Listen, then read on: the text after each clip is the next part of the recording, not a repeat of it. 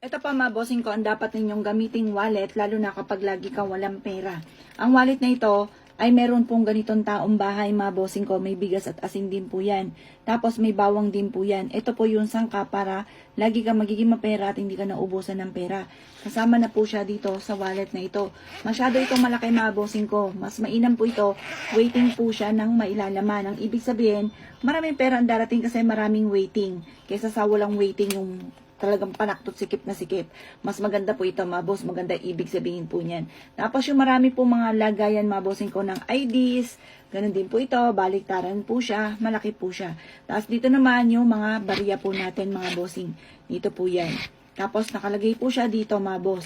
Aber nyo na po ito mga bossing. Lahat po ng mga pampaswerte ko, mayroon po siyang kasamang pampaswerteng lakip-lakip. Ito po mga bossing ko ay nagkakahalaga lamang ng 180 pesos. Napausukan ko na po ito at ritualado ko na rin po ito mga bossing. Aber nyo na po ito mga boss.